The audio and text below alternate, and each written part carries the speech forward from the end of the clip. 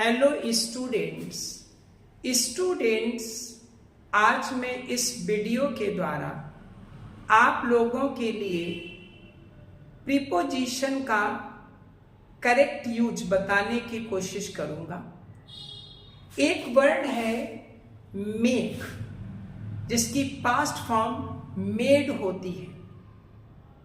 कभी कभी हमने देखा होगा कि मेड ऑफ लगा होता है और कभी कभी मेड फ्रॉम लगा होता है।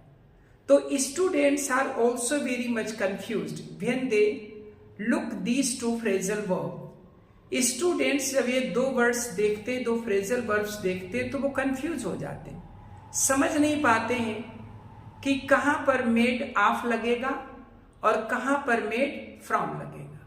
तो स्टूडेंट्स, आज मैं इस वीडियो के द्वारा आप लोगों के इसी कंफ्यूजन को दूर करने की कोशिश कर रहा हूं। देखिए, यहां व्हाइट बोर्ड पे हमने मेड ऑफ लिखा है और मेड फ्रॉम लिखा है। दोनों में डिफरेंस क्या है?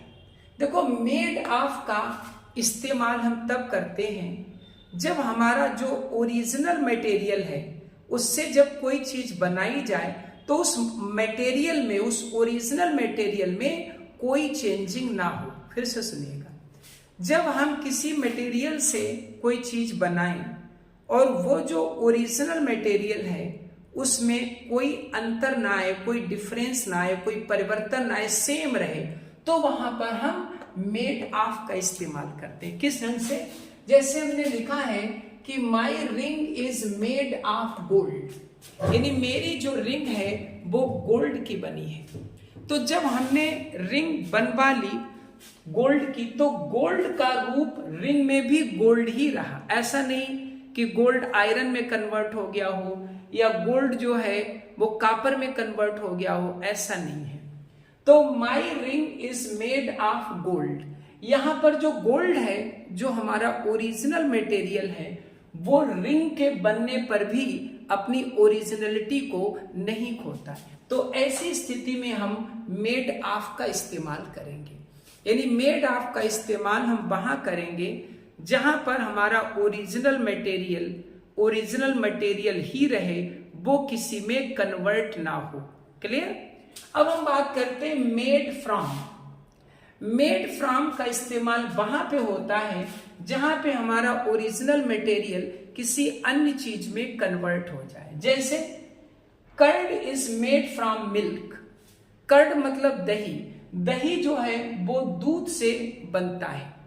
तो दही जो है, जब हम इसे दूध से बनाएंगे तो जो दूध हमारा ओरिजिनल मटेरियल है वो हमारा चेंज हो जाता है, अर्थात वो कर्ड में यानी दही में चेंज हो जाता है।